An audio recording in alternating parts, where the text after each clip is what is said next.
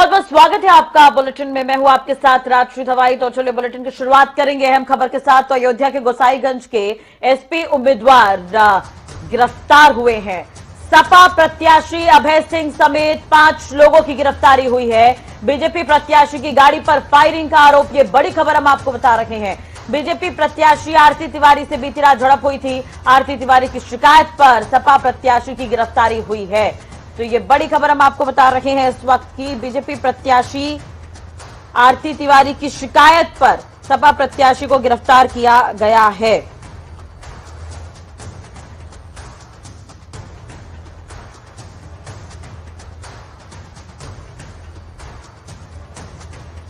ज्यादा जानकारी के लिए बात करेंगे, संवाददाता बीएस लाठी हमारे साथ जुड़े हुए हैं। आपसे पूरी जानकारी चाहेंगे बीएस लाठी, क्या कुछ अभी इस पर अपडेट? बिल्कुल, जिस तरह से अगर बात की जाए कि जो घटना हुई है रात कब से 9:30 बजे की घटना है। रात में घटना है समाजवादी पार्टी के जो प्रत्याशी हैं अभय सिंह, रही बात आरती तिवारी के जो समर्थक हैं विकास सिंह।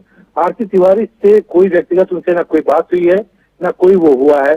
आरती तिवारी के समर्थक हैं विकास सिंह। विकास सिंह समर्थक है, उनसे लेकर के अभय सिंह, इनके दोनों के बीच में पथराव हुआ और गोलीबारी भी चलाई गई और थाने पे भी पथराव हुआ।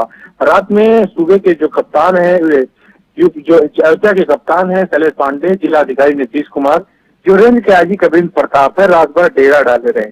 दोनों जो अगर विनोद सिंह की बात की जाए जो आरती तिवारी के समर्थक हैं, और समाजवादी पार्टी के जो प्रत्याशी विधायक अभय सिंह, उनको और विकास सिंह को रात में ही दोनों लोगों को हिरासत में ले लिया गया।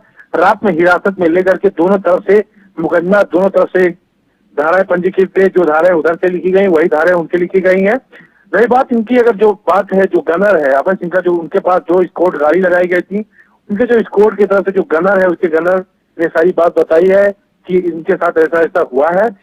और उसके बाद में पुलिस ने एक मुकदमा दोनों जो उनके सपा समर्थित प्रत्याशी है अभय सिंह और जो खप्पू तिवारी की पत्नी के खप्पू तिवारी के समर्थक है विकास सिंह, इनके भी ऊपर जो थाने पे है कि गोसाईगंज समेत अयोध्या जिले में यूपी विधानसभा चुनाव के लिए 5वें चरण में मतदान होना है, यानी कि 3 तारीख को वोट डाले जाएंगे। अभी काफी वक्त है और तनाव की स्थिति अभी से शुरू हो गई है।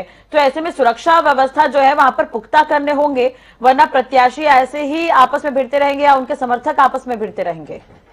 देखो वैसे ये दूसरी बार ये ऐसा हुआ है। एक बार और पहले हुआ था तो डीएम ने बुला करके दोनों पार्टी के जिला अध्यक्षों को समझा बुझा करके वो किया गया था। और जो अभय सिंह प्रत्याशी हैं समाजवादी पार्टी के, उनके पीछे पुलिस निगरानी में प्रचार करने की हिदायत दी गई थी।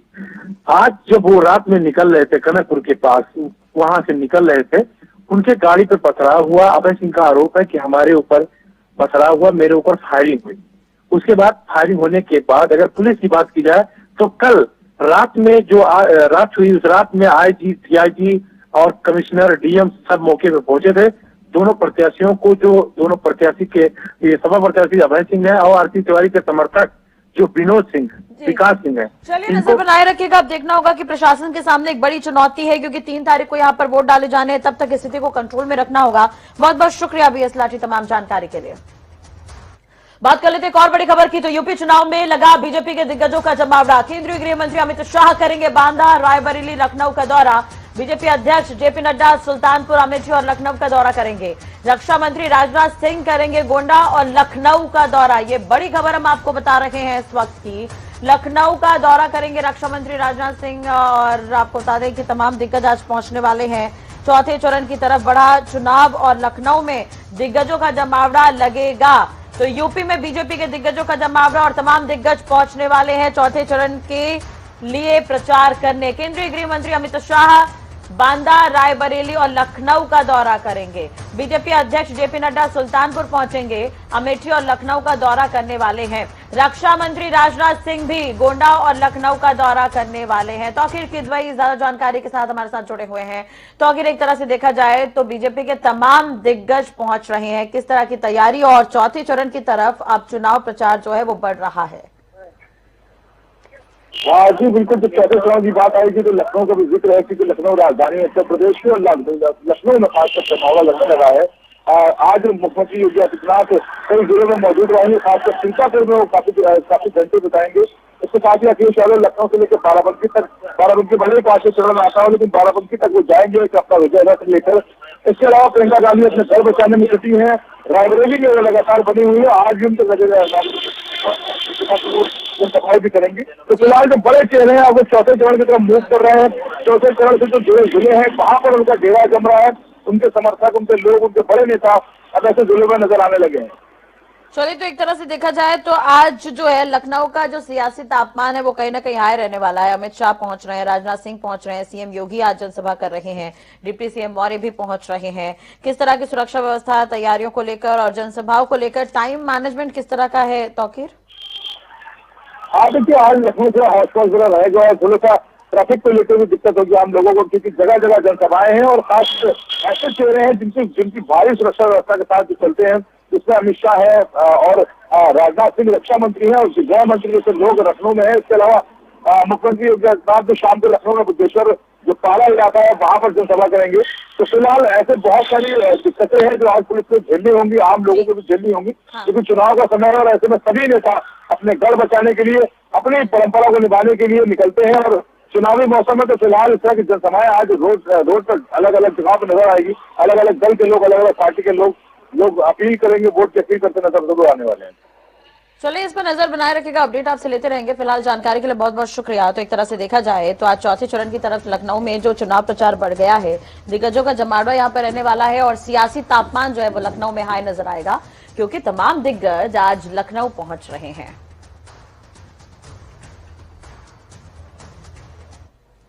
इधर उत्तर प्रदेश में तीसरे चरण के लिए कल मतदान होगा। आज 16 जिलों के लिए पार्टियां जो है रवाना कर दी गई हैं। कल यूपी में 59 सीटों पर मतदान होगा। 627 जो प्रत्याशी हैं उनकी किस्मत का फैसला आज होने वाला है। ये बड़ी खबर हम आपको बता रहे हैं इस वक्त की।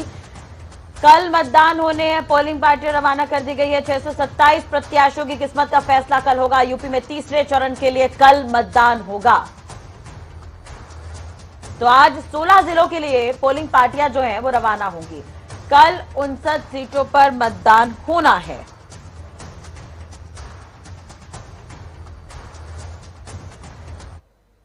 तो उत्तर प्रदेश के सियासी रण में एक दूसरे पर सियासी वाद पलटवार का क्रम बदस्तूर जारी है।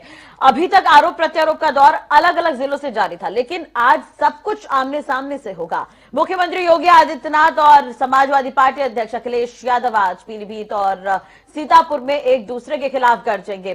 पीलीभीत में सीएम योगी विरोधियों पर निशाना साधेंगे, तो वहीं अखिलेश यादव पीलीभीत विधानसभा में जनसभा करेंगे। सीएम योगी 3 अलग अलग जगहों पर जनसभाओं को संबोधित करेंगे, जबकि सपा अध्यक्ष अखिलेश यादव सीतापुर में जनसभा करने वाले हैं। अखिलेश यादव आज 4 जिले पीलीभीत, लखीमपुर खीरी, सीतापुर और हरदोई का दौरा करेंगे। तो अखिलेश यादव आज 4 जिलों का दौरा करने वाले हैं। ज्यादा जानकारी के लिए बात करेंगे पीलीभीत से संवाददाता धर्मेंद्र सिंह हमारे साथ जुड़े हुए हैं। धर्मेंद्र, पूरी जानकारी आपसे चाहेंगे। सपा मुखिया आज पहुंच रहे हैं, क्या कुछ तैयारियां आप देख पा रहे हैं? जी, मैं आपको बताना चाहूंगा, सपा मुखिया पीलीभीत पहुंचने का उनका 11 बजे टाइम है। आप तस्वीरों में साफ तौर से पीछे देख सकते थे, अभी इन्होंने भीड़ भी नहीं जुटा पाई है और 11 होने वाले हैं। तैयारी तो बाकी पूरी है, लेकिन जो प्रत्याशी यहाँ पे पहला सूट वाले प्रत्याशी बोले जाते हैं शहर विधानसभा के डॉक्टर, उन्होंने अभी भीड़ जुटा नहीं पाई है और समय अखिलेश यादव का आने का हो गया है। और फिलहाल प्रशासन की पूरी तैयारियां हैं और पार्टी को भी तैयारी की गई है। अभी यहाँ पे बात करें जनता जनार्दन, वो अभी जुटा नहीं पाए हैं और यहाँ पर कुर्सियां खाली पड़ी हुई हैं और जो है तो जनता यहाँ कहती है कि ये जो पहला सूट वाले प्रत्याशी हैं जिन्होंने मेहनत की है, उन लोग उनको टिकट दिया नहीं गया और पहला सूट टिकट दिया गया, इसलिए जनता ने विरोध किया है। योगी और अखिलेश आज आमने सामने होंगे धर्मेंद्र, तो किस तरह के समीकरण नजर आने वाले हैं? और दूसरी तरफ अगर हम बात करें तो तैयारियां किस तरह की है, क्योंकि दोनों दिग्गज वहां पर पहुंच रहे हैं, सुरक्षा व्यवस्था किस तरह की नजर आ रही है? जी, सुरक्षा व्यवस्था के पुख्ता इंतजाम किए गए हैं। योगी आदित्यनाथ का पीलीभीत की पूर्णपुर विधानसभा में पहली जनसभा है, 11 बजे उनका भी टाइम है। उसके बाद में बीसलपुर विधानसभा पड़ती है, वहाँ भी इनका प्रोग्राम लगा हुआ है और जो सदर विधानसभा है वहाँ अखिलेश यादव का लगा हुआ है। लेकिन तैयारियां प्रशासन की तरफ से पूरी तैयारियां की गई हैं। पुलिस फोर्स मौजूद है और यहाँ पर प्रशासन की पूरी तैयारियां हैं और अब देखना ये होगा कि कौन किसको निशाना साधता है वो कौन आने चलिए, वाली अभी तो है। कुर्सियां खाली नजर आ रही है और कहीं ना कहीं अब तमाम जो दिग्गज है वो पहुंच रहे हैं अलग अलग जगहों पर। अगर यहाँ की बात करें तो आमने सामने होंगे आज सपा मुखिया और प्रदेश के मुख्यमंत्री। देखना होगा क्या कुछ निकलकर सामने आता है, कितनी भीड़ कहां पर पहुंचती है। धर्मेंद्र, नजर बनाए रखिएगा, अपडेट आपसे लेते रहेंगे। फिलहाल जानकारी के लिए बहुत बहुत शुक्रिया। तो यूपी चुनाव में आरोप प्रत्यारोप का दौर जारी है, लेकिन इस बार मामला कुछ अलग है। सपा प्रमुख अखिलेश यादव ने एक बच्चे का वीडियो ट्वीट करते हुए यूपी की बीजेपी सरकार पर तंज कसा है। आप वीडियो देखिए पहले। बेरोजगार छात्र पीटे भाजपा के, इतना तो मजनू भी नहीं पीटा लैला के प्यार में जितना बेरोजगार छात्र पीटे भाजपा के सरकार में।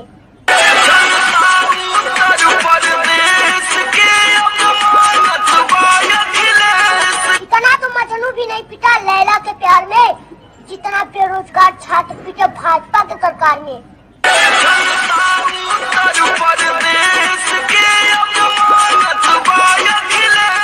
इतना तो मजनू भी नहीं पीटा लैला के प्यार में जितना बेरोजगार छात्र पीटे भाजपा के सरकार में। तो अखिलेश यादव ने इस पर ट्वीट किया है, छोटे सरकार कह गए बड़ी बात, ये अखिलेश ने अपने ट्वीट में लिखा है। अखिलेश यादव ने बीजेपी पर तंज कसा है। तो एक अलग तरह का ये ट्वीट वॉर देखने को मिला है, जहां पर एक वीडियो के जरिए अखिलेश यादव ने ये बीजेपी पर निशाना साधा है और इस बच्चे की बात को ये कहा है कि छोटे सरकार ने बड़ी बात कह दी है। इतना तो मजनू भी नहीं पीटा लैला के प्यार में जितना बेरोजगार छात्र पीटे भाजपा के सरकार में।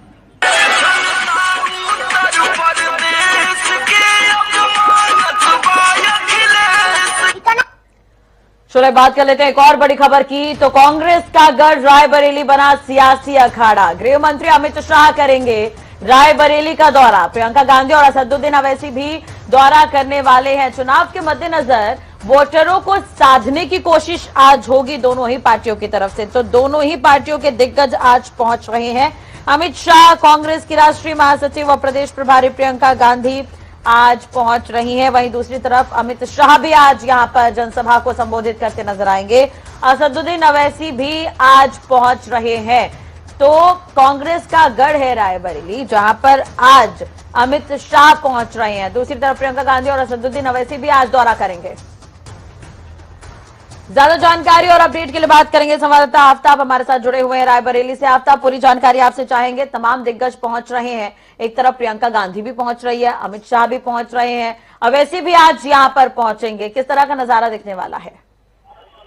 आज जो है शनिवार है, सुपर शनिवार कह सकते हैं। आज रायबरेली में एक चुनावी घमासान देखने को मिलेगा, क्योंकि इतने बड़े बड़े नेता यहाँ पर आज मौजूद रहेंगे। प्रियंका गांधी यहाँ पर रहेंगी और अमित शाह भी यहाँ पर मौजूद रहेंगे और ओवैसी भी दूसरी जगह पर एक जनसभा कर रहे होंगे। लेकिन अब चूंकि कोई कुछ ही देर में यहाँ पर सारी व्यवस्थाएं पूरी कर ली गई है। कांग्रेस पार्टी ने भी पूरी व्यवस्थाएं कर रखी है और प्रियंका गांधी जो कि यहाँ पर एक नुक्कड़ छह जगह पर नुक्कड़ सभाएं करेंगी।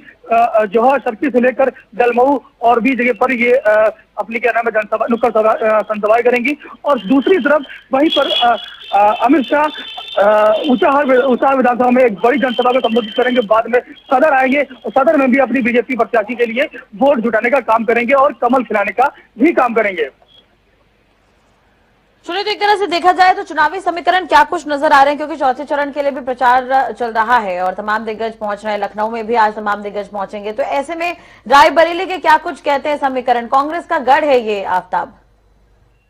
जी बिल्कुल, ये कांग्रेस का गढ़ है, बहुत समय से ही कांग्रेस का गढ़ है। लेकिन पिछले चुनाव में ये यहाँ की 3 सीटें बीजेपी ने भेज ली थी, क्योंकि उस वक्त 2017 की मोदी लहर थी। इसके चलते यहाँ की रायबरेली विधानसभा की 3 सीटें उन्होंने भेज ली थी। लेकिन इस बार कांग्रेस उस 3 सीटों को वापस बुलाने की कोशिश में लगी हुई है। लेकिन बीजेपी भी पूरी प्रबलता के साथ यहाँ पे लगी हुई है। इन नेताओं के यहाँ आने से समीकरण बदलने के पूरे आसार नजर आ रहे हैं, क्योंकि हालात इतने से बदल सकते हैं कि इतने बड़े दिग्गज नेता आ रहे हैं। तो सुनने के लिए एक जनसैलाब का उमड़ता नजर आ रहा है, तो उसे समीकरण बदलने के पूरे प्रभाव हैं। चलिए, नजर बनाए रखिएगा, अपडेट आपसे लेते रहेंगे। तमाम दिग्गज आज पहुंच रहे हैं तो उस पर नजर रहेगी। बहुत बहुत शुक्रिया आफ्ताब तमाम जानकारी और बातचीत के लिए। इधर बहुजन समाजवादी पार्टी की अगर हम बात करें तो सुप्रीमो जो है वह मायावती आज अंबेडकर नगर जिले का दौरा करेंगी। मायावती यहां के शिव बाबा मैदान में करीब 1:30 बजे जनसभा को संबोधित करेंगी। आपको बता दें कि अंबेडकर नगर से मायावती का पुराना रिश्ता है। मायावती अंबेडकर नगर से विधायक और सांसद भी रह चुकी हैं और ये बसपा का गढ़ माना जाता है। वैसे ये पहली बार होगा कि सपा के दिग्गज नेता लालजी वर्मा और राम अचल राजभर के बिना पहली बार बसपा चुनावी मैदान में उतरने जा रही है। ऐसे में बसपा के सामने अपना गढ़ बचाने की एक बड़ी चुनौती है। हालांकि मायावती लगातार पिछड़ों और दलितों को साधने की कोशिश में जुटी हुई है।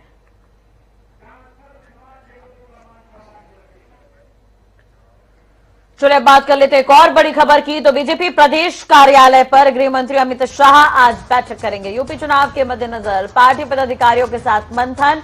चुनाव प्रचार के बाद गृह मंत्री अमित शाह बैठक करने वाले हैं। रात 8 बजे बीजेपी प्रदेश कार्यालय में यह बैठक होगी। संगठनात्मक बैठक इसे कहा जा रहा है। तो एक तरह से देखा जाए तो एक तरफ चुनाव प्रचार तमाम दिग्गज पहुंच रहे हैं, लेकिन आज रात 8 बजे बीजेपी कार्यालय में, प्रदेश कार्यालय में संगठनात्मक बैठक होने वाली है और अमित शाह इसमें रहेंगे इस बैठक में। यूपी चुनाव के मद्देनजर पार्टी पदाधिकारियों के साथ ये मंथन होगा। तो लखनऊ से बड़ी खबर, चुनाव प्रचार के बाद गृह मंत्री अमित शाह बैठक करने वाले हैं। 8 बजे ये बैठक होगी। संगठनात्मक बैठक इसे कहा जा रहा है।